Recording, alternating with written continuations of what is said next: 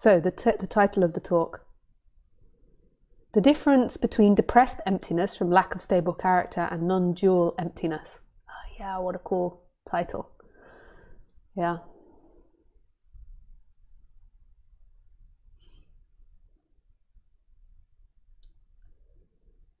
So first of all, I'll start with non-duality and what non-duality is. I feel so fortunate to have non-duality in my life. If there's something like other dimensions and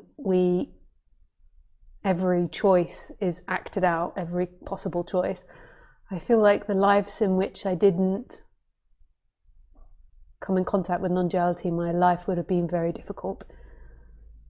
Like, yeah, I have a lot of gratitude to it and for it.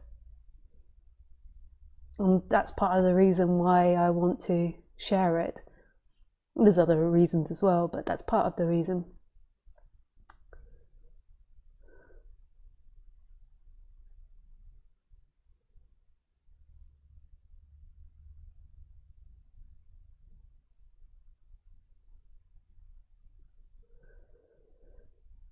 So this experience of being human has two versions to it.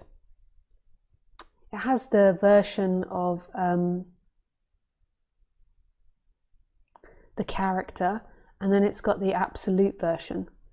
So right here, so the absolute version is like right here, right now, there is always this emptiness that's experiencing itself. So life, the experiencer, you could say consciousness, although that word always feels a little bit narrow. It's a lot more broad than that. But if we say consciousness, doesn't belong to anything. So the very root of experiencing the consciousness and that sense of being, you could call the I am, they aren't full of something. They don't have a character in it. They don't belong to someone. They are completely empty and expansive.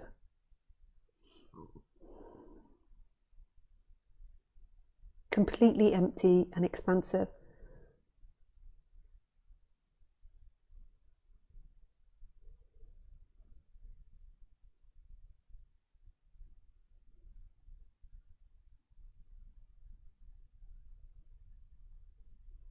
So the empty looking right now isn't looking out of your body. It isn't looking from a position. It doesn't belong to somebody. It's in all things that are being experienced. Our mind interprets life like I am conscious of a subjective world that is out there. Whereas when you really become present, or when there's presence happening, it's seen that the looking and the looked at are one and the same thing. So your true essence is massive, infinite, beyond the idea or concept of infinite, because infinite comes with the opposite of finite. It's beyond all of that. So your initial sense of being, the I am, and the empty looking, is in all places now.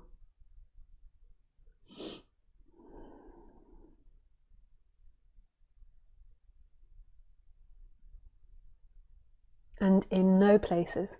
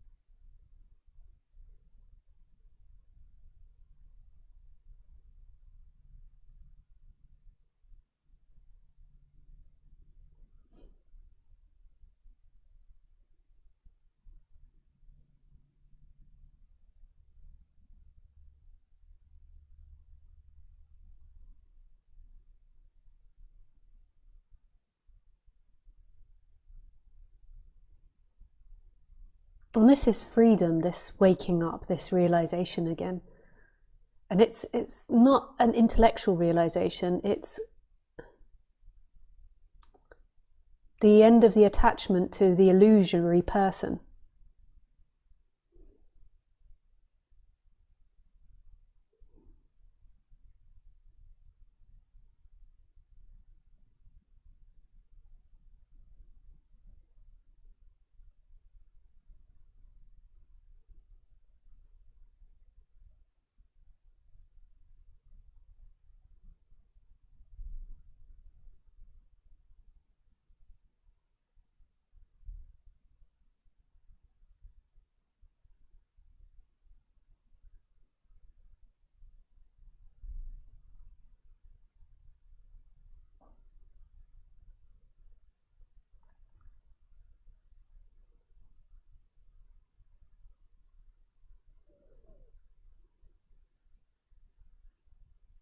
This is not something you can learn from listening to these talks, although there can be some sort of resonance with it, this emptiness that's experiencing right now.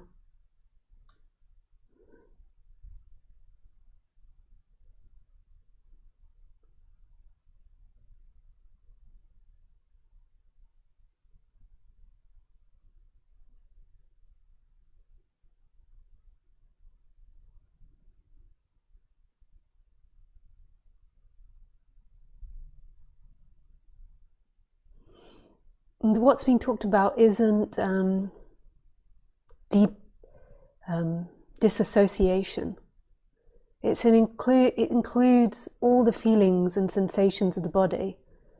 Like consciousness is conscious of everything that's happening, so that's including bodily sensations. It's not disassociating from the body in a way, it's like really coming back to the body. You know, disassociation is when you're trying to go off into imagination or go off into thoughts or cutting off physical sensation or emotional sensation in order to not experience the pain of it. Whereas this consciousness is conscious of all things. That disassociation is only happening in the person.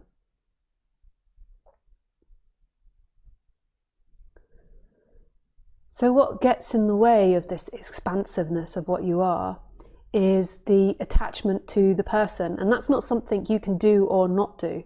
So you can't like go inside yourself and get scissors and like cut away the attachment. The attachment comes through something called seeking, and the seeking is the belief that in pleasure and avoiding pain you will find happiness and peace. So your peace comes in the next moment, in an object, in a thing, in an experience, in people behaving a certain way, in getting rid of your husband or wife, or getting them to listen to you or believe you, or it's not in that. It's not talking about passivity, as in you become like some Zen Buddha that's like not responding to the world at all.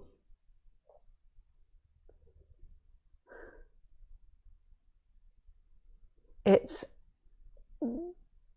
the collapsing of the seeking energy, so the energy that's holding on to pain and pleasure, not the end of pain and pleasure.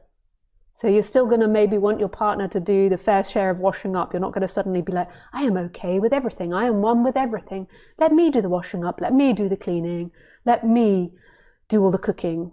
Let me earn all the money. Let me look after all the kids and their needs. Let me put them to bed. Let me read them a story. Let me wash them, bathe them, clean their clothes. Please, please, no, let me. I have no ego. That's what we would love it to be. Or we would love it to be the opposite, where we're like, yeah, no, I'm so perfect. You have to do all the work. I can't do manual labor anymore because I'm enlightened. One or the other, depending on the way your personality has grown, or somewhere in between. So it's not talking about that, it's this attachment. And this attachment is seeking, and it's based in the belief that you exist in time and that your pleasure is happiness. So the seeking makes you condense into the consciousness and the I am, feeling like it belongs inside this body. You feel like you're solid, you feel like you're an objective person inside this body. And then you have a narrative, like a story, so there's all this attachment, and then your story is always looking for the best option for you. Like, where am I going to be the most happiest? Where am I going to be free? What is my freedom?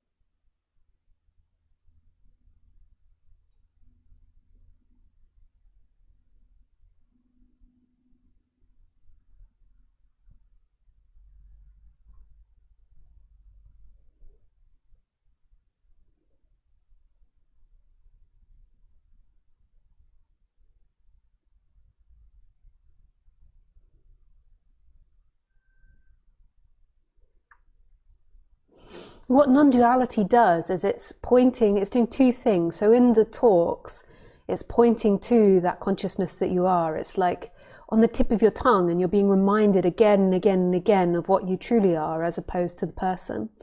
And it also points out the illusions that you believe yourself to be, like my happiness comes from this or that. So it works on these two levels. However, I feel like they're two different subjects.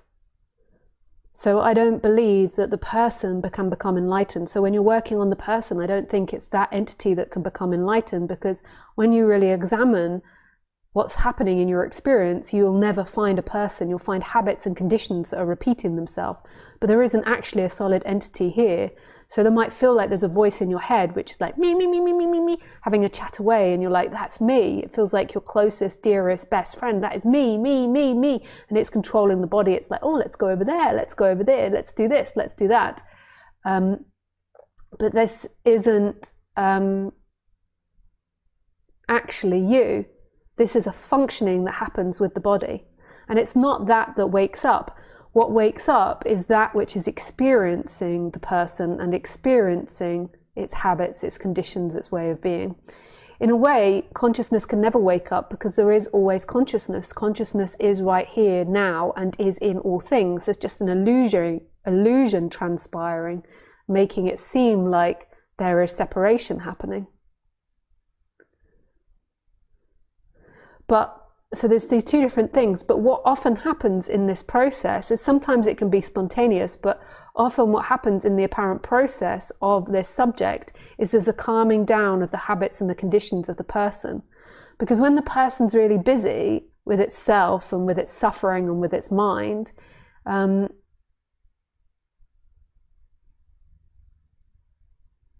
it's like there is a dense cloud of itself, and the sunlight cannot shine through. So the sunlight being the consciousness, it's like it's taking the whole screen. The person, the suffering, the discomfort is taking the whole screen. So what often happens is a relaxation of you, an understanding of the psychology, a connection between your thoughts and your body, like what's happening in your body when you're having thoughts and when you're interacting, your relationships, the way you see yourself, your pain body, as Eckhart Tolle would call it, your past, your dynamics, all of that.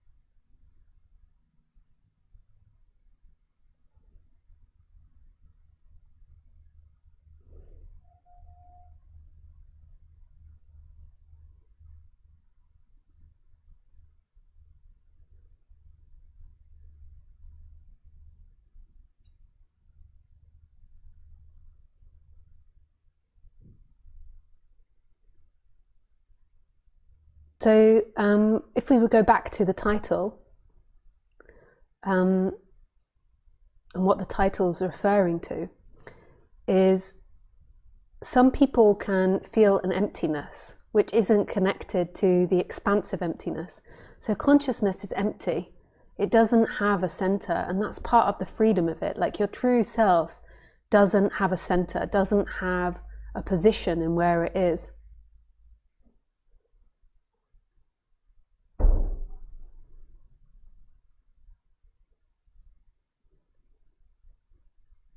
It's no place and all places. It's totally empty.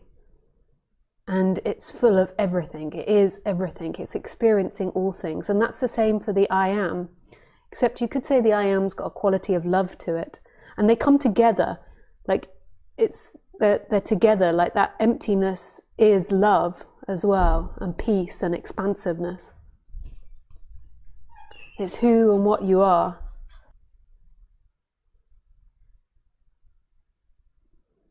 So like who you are now is empty.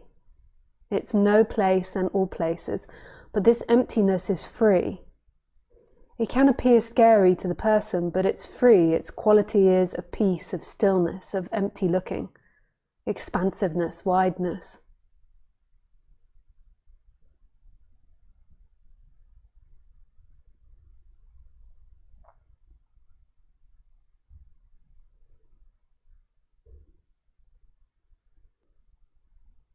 So who you are now is totally expanded. What's experiencing now isn't the character, but is this empty looking, this I am and this empty looking. It's here right now.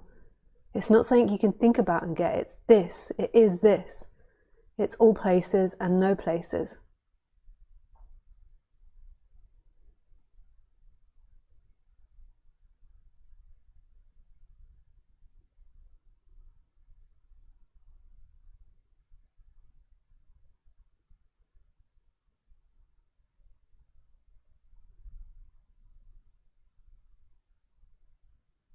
It's totally empty. It's so silent and peaceful, and it means nothing. It doesn't, you're the absolute, it doesn't have any preferences, it doesn't have any desires, it doesn't mean anything. It's just experiencing as it is. It doesn't want anything from me, it just loves unconditionally. It doesn't want anything from you. It's like absolute unconditioned love. It's just experiencing.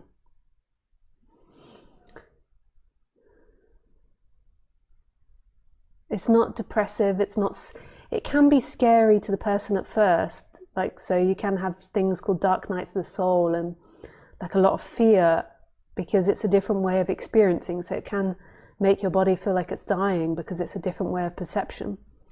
But its general feeling is love and expansiveness. It's not a depressed emptiness that can be perceived, and this can sometimes get muddled up with this. So sometimes when you've had trauma in childhood, or if you've not had great parenting the first 5-6 years of your life and had somebody that's helped you build and develop a strong character, you can experience emptiness, but in a negative way, which is scary. And that is to do with lots of different dynamics, but it's predominantly that you've not been taught and supported in building up a character to deal with the outside world. So you've not been taught to find what it is that you want or don't want. You've not been made to feel secure, to explore your environment. You've been very suppressed.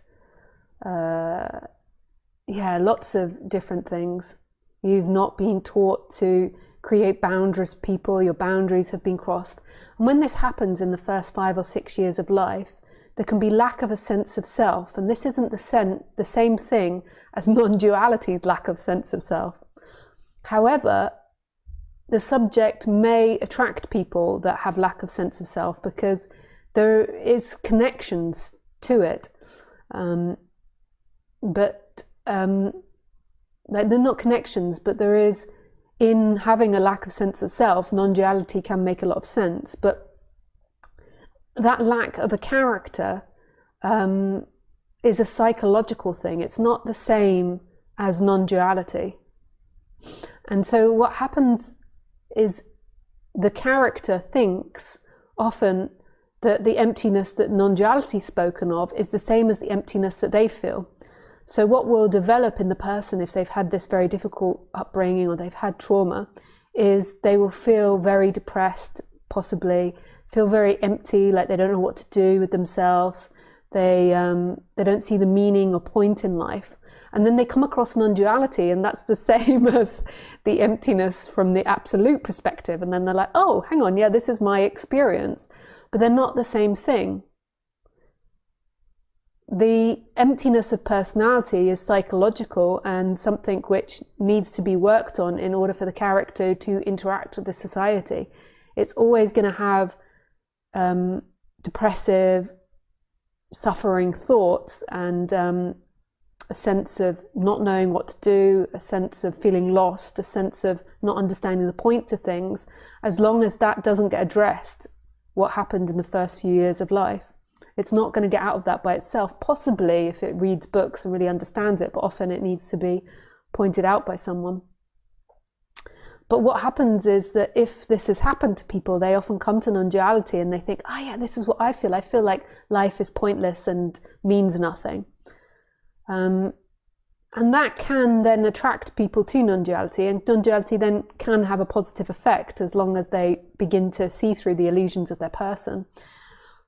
But it can also be a hindrance, because there can be a massive misinterpretation of non-duality, and then also because the person's suffering a lot, they're not really experiencing non-duality, they're experiencing a depressed self that's not being parented properly. And that's struggling in the external world. It can also have like lots of destructive things to it. It can exacerbate symptoms I have seen in people. So these are two different things. So the emptiness is the one that I'm talking about, is the one that's experiencing the character. The character that's feeling empty is being experienced. So they're not the same thing. So the character feels empty of sense of self and thinks about it and is like, oh yeah, my life is meaningless, my life is pointless. And there's something that's experiencing that. So that can't be what's being talked about. Something is conscious of that person. So every thought that appears, every idea that appears, every characteristic or dynamic that appears in the human world is experienced. It's not the actual experiencer. If it was the experiencer, it wouldn't be able to know itself, because the experiencer can't know itself. It can't know its quality.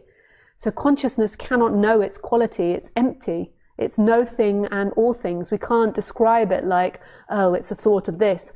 You can describe it as love and peace to an extent, but it's not something that can be looked at. It's just the way it is. I know that sounds really confusing and contradictory, but I'm trying my best to be as clear as I can. So a character that feels empty and hopeless and pointless is not non-duality. And it's not an effect of non-duality. It's most probably been there prior, and then non-duality is validating those feelings. Because what is watching that? So that person that feels depressed, that person that feels pointless, who is watching that? What can happen in part of the process of non-duality is your seeking can begin to unravel. So before, where you got excitement and your drive was found in seeking, so pleasure, so having the house, having the children, traveling the world, earning lots of money, that can be seen through. And then there can be a period of like lack of energy, but again, that's a different thing. And when that's happening, there should be moments of expansiveness where there is awakening happening, where you're beginning to remember the consciousness as the seeking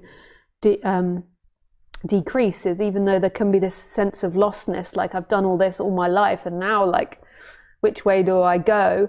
But as that unravels, so as the seeking decreases, even though there can be big bits of emotional suffering that come up as you question yourself and you look at yourself, there should also be expansiveness and period of love and peace and rest. The other way, though, when your character is identifying with this, it is most probably always a struggle, and that's character formed. And that's something that the character needs to seek help for. And it's not the same as non-duality. It's because you were never helped grow a stable character.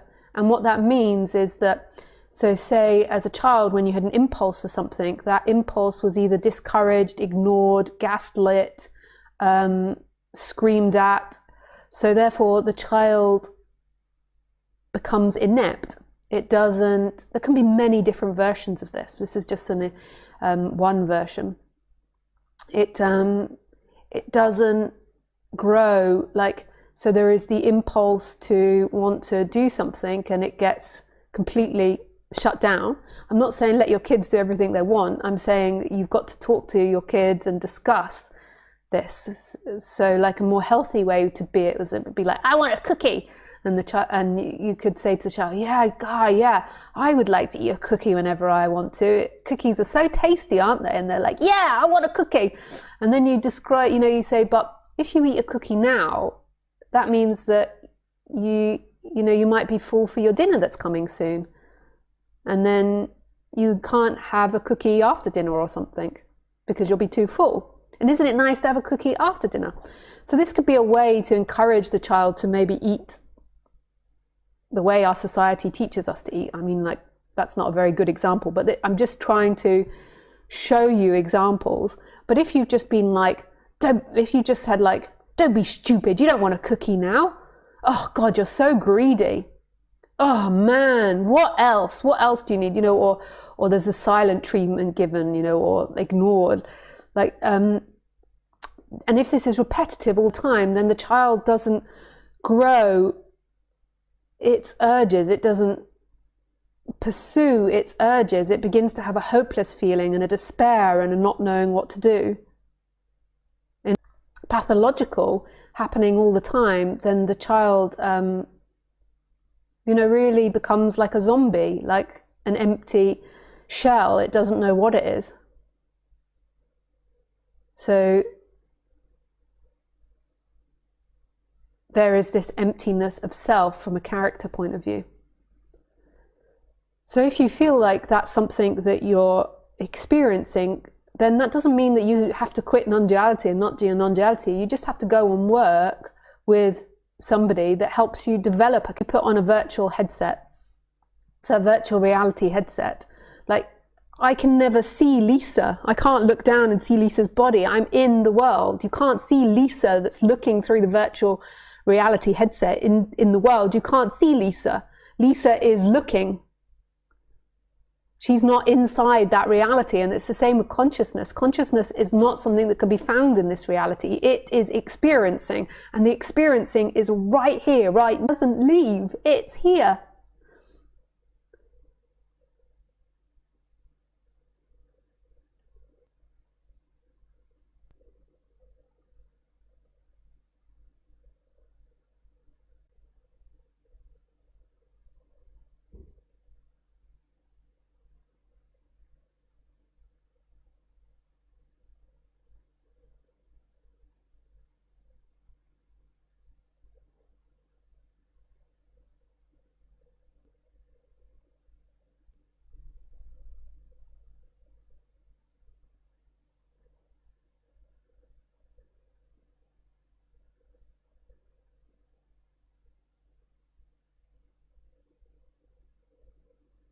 So this isn't exclusive of the character. It's the disidentification with the character.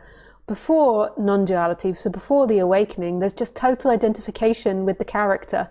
It's like analogy, and it's like total identification with that character. So I, as Lisa, totally believe I'm Anne and completely forgotten. So when I have that awakening, it doesn't mean that Anne disappears completely. The Anne character is still there in the dream. It's just that I've woken up and remembered who I truly am as Lisa watching through this virtual reality. But it doesn't mean that Anne doesn't experience fear at the lion coming towards her. The character inside the dream is still, and it will certainly reduce it and change it. But what it will stop is the seeking. You're no longer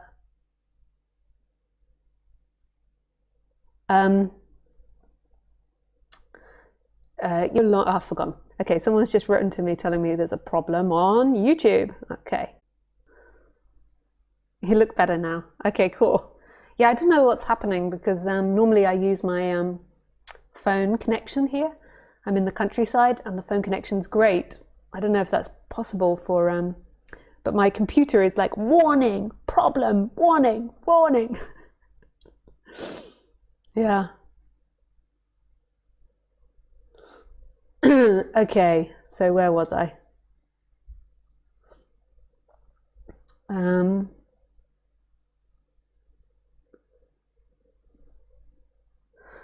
this up to 500. It's telling me it's too low. Okay. Yeah, so I forget where I was, but I think I said my point.